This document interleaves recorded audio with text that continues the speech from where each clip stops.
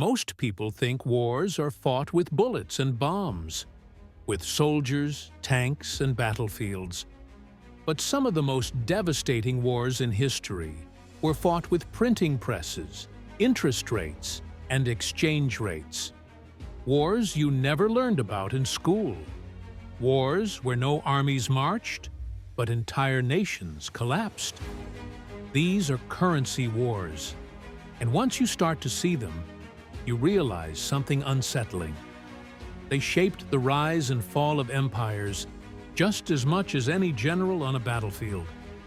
If you think this is only about economics, you're wrong.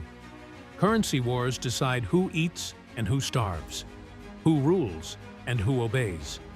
And they're still being fought today, quietly, invisibly, but with consequences that touch every dollar in your wallet. The idea of a currency war is simple. Use money as a weapon.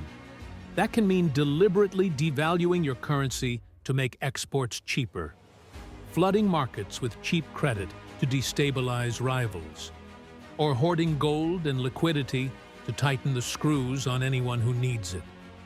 On the surface, it sounds like clever strategy.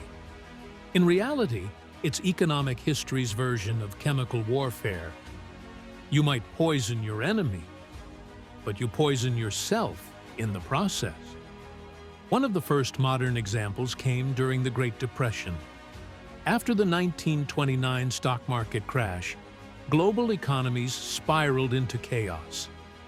Countries were desperate to sell their goods abroad just to survive. But with demand collapsing, they turned to competitive devaluation. Britain abandoned the gold standard in 1931. The pound fell sharply. The United States followed in 1933, cutting the dollar's gold content. France, Italy, Japan, everyone joined the race. Instead of reviving trade, it triggered what economists call a beggar-thy-neighbor spiral. Imports became more expensive. Living standards collapsed, and the tension helped pave the road to World War II. But currency wars didn't begin in the 1930s. Rome was fighting its own version nearly 2,000 years earlier. Their power rested on a silver coin, the denarius, and on trust. As wars grew more expensive, emperors chose a shortcut. They reduced the silver content while pretending the coin was unchanged. At first, it was subtle, then it wasn't. Over time, silver content fell from nearly 100% to less than 5%. It was the ancient printing press, and the result was predictable: inflation, loss of trust, economic collapse. Rome wasn't destroyed only by barbarians at the gates. It had already sabotaged itself from within. After World War II, the global financial system was rebuilt at Bretton Woods.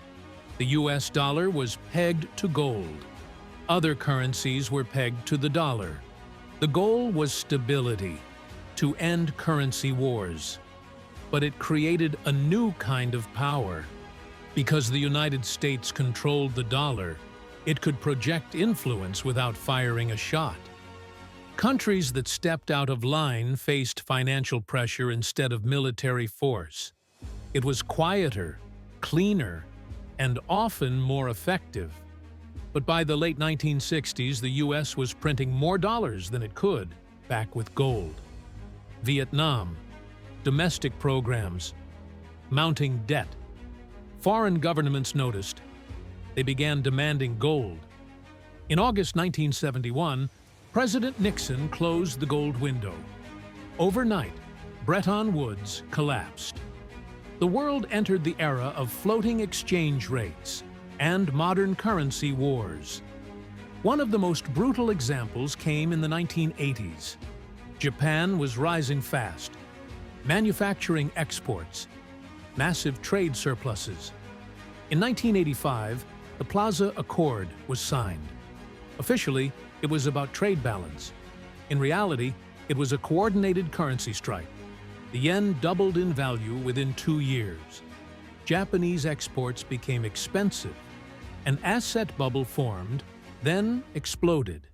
Decades of stagnation followed. No bullets were fired. The battlefield was the currency market. The problem with currency wars is that they rarely look like wars. They look like policy debates, interest rate decisions, international summits. But the victims are real. Factories close, jobs disappear, savings evaporate. In 1997, the Asian financial crisis showed how fast it can spread. Thailand collapsed, then Indonesia, South Korea. Millions fell into poverty almost overnight. And today, we are living through what many call Currency War 4.0. Near zero interest rates, quantitative easing, sanctions weaponized through the financial system. The US dollar still dominates. China pushes the yuan. Gold stockpiles grow. Emerging economies face impossible choices. Support growth and risk capital flight, or defend the currency and choke the economy. The pandemic accelerated everything. Trillions were created. Markets surged. Then inflation arrived. By 2022, interest rates spiked. The dollar strengthened. Debt crises erupted across the world. That's the hidden cost of a currency war. It's not fought between two sides. It's fought on a battlefield where everyone is forced to participate. History shows these wars don't end cleanly. A currency collapses, a system breaks, a new order emerges. And the most dangerous part? Most people don't even know it's happening. You hear a bomb, but you only notice currency collapse when groceries cost more and rent goes up. By then, it's too late. That's why understanding history matters. Because money is not neutral. It is power. It is control. And sometimes, it is a weapon. In a currency war, you don't have to be a soldier to become a casualty. Understanding is the first step to surviving. Acting early is the second. Build real wealth, not just paper claims. Question the system. Follow the patterns. And never forget, when money becomes a weapon, the safest place to stand is where they can't hit you. If this gave you a new perspective, subscribe. History doesn't just tell us what happened. It tells us what not to ignore.